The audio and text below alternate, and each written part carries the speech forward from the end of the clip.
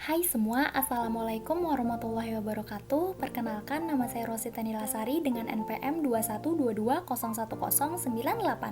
Pada kesempatan kali ini, saya akan melakukan praktik tentang sistem respirasi. Nah, sistem respirasi kan berkaitan dengan paru-paru. Dalam video kali ini, saya akan menjelaskan tentang bagian paru-paru. Disimak videonya ya. Yang A adalah trakea.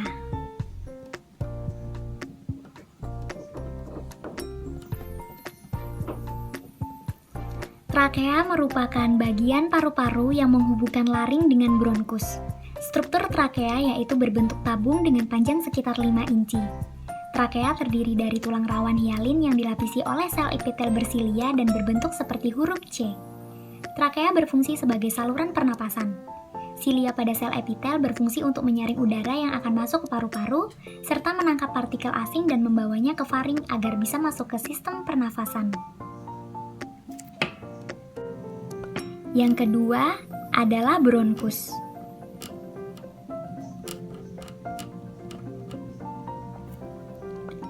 Bronkus adalah batang percabangan dari tenggorokan atau trakea yang menghubungkan paru-paru sebelah kanan dengan paru-paru sebelah kiri. Bronkus tersusun oleh tulang rawan, otot polos, dan lapisan mukosa. Tulang rawan berfungsi sebagai jaringan penyusun rangka pada bronkus otot polos yang berguna untuk bernapas secara otomatis tanpa disadari. Lapisan mukosa menghasilkan lendir untuk melindungi paru-paru dari partikel asing seperti debu atau kotoran.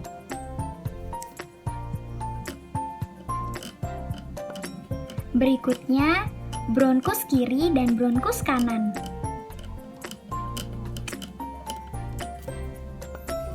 Bronkus kiri dengan bronkus kanan.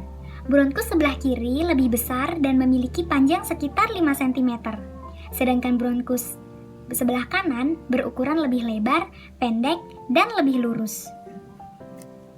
Selanjutnya, bronkiolus. Bronkiolus adalah percabangan dari bronkus yang berada di dalam alveolus. Bronkiolus berfungsi sebagai jalan masuknya udara menuju alveolus. Bronkiolus mempunyai diameter sekitar 1 mm atau bahkan lebih kecil yang bisa berubah sesuai tekanan udara yang masuk. Bronkiolus dapat terbagi lagi menjadi beberapa bagian yang lebih kecil yang disebut dengan terminal. Terminal bronkiolus memiliki diameter kurang dari 0,5 mm dan di dalamnya terdapat ductus alveolus. Terminal bronkiolus merupakan tempat berakhirnya perjalanan udara, di mana udara selanjutnya akan mengalami pertukaran dalam alveolus. Berikutnya yang E lobus kiri dan yang J lobus kanan. Masing-masing paru-paru dibagi menjadi beberapa bagian yang disebut dengan lobus. Paru-paru kiri terdiri atas 2 lobus. Jantung berada di dalam alur atau takik jantung yang terletak di lobus bawah. Paru-paru kanan memiliki 3 lobus. Itu sebabnya paru-paru kanan punya ukuran yang berat dan lebih besar dibandingkan dengan paru-paru yang sebelah kiri. Berikutnya yang F adalah pleura. Pleura adalah selaput yang melapisi paru-paru. Struktur pleura yaitu halus, licin, dan berbentuk seperti kantong. Pleura berfungsi untuk melindungi paru-paru dari gesekan atau mengurangi gesekan selama proses respirasi. Pleura terdiri atas 2 lapisan tipis yaitu pleura visceral dan pleura parietal. Pleura visceral yaitu pleura bagian dalam yang melapisi langsung paru-paru. Sedangkan pleura parietal yaitu selaput pleura bagian luar yang menempel pada rongga dada. Di antara kedua lapisan tersebut terdapat sedikit cairan yang mengandung glikosaminoglykan. Yang G adalah efusi pleura.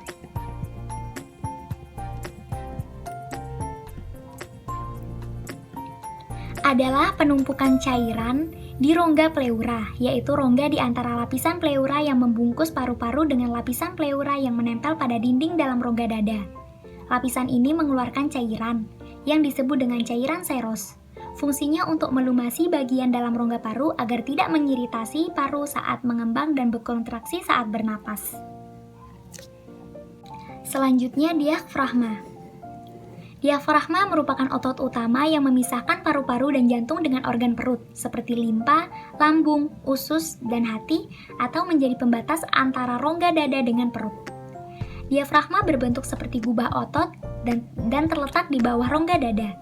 Diafragma terdiri dari pembuluh darah, otot, saraf phrenikus. Diafragma berfungsi dalam proses pernapasan perut atau proses menarik dan mengeluarkan napas. Yang terakhir, alveolus. Alveolus adalah tempat terjadinya pertukaran gas antara oksigen dengan gas karbon dioksida secara difusi, di mana oksigen akan masuk dan karbon dioksida akan dikeluarkan. Struktur alveolus tersusun atas selaput tipis dan banyak terdapat kapiler darah. Di dalam alveolus, darah akan mengambil oksigen dari udara dan melepaskan karbon dioksida ke udara. Bentuk jamak dari alveolus disebut dengan alveoli. Dengan kata lain, alveoli terdiri dari banyak alveolus. Pada umumnya, alveolus atau gelembung udara memiliki diameter yang berkisar antara 0,2 sampai 0,3 mm.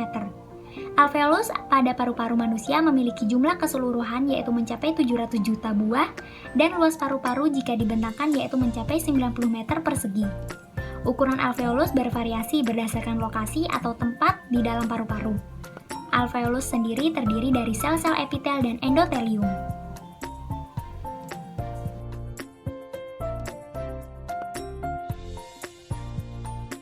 Berikut saya akan memaparkan tentang video yang berkaitan dengan penyakit sistem respirasi dan bagaimana penanganannya.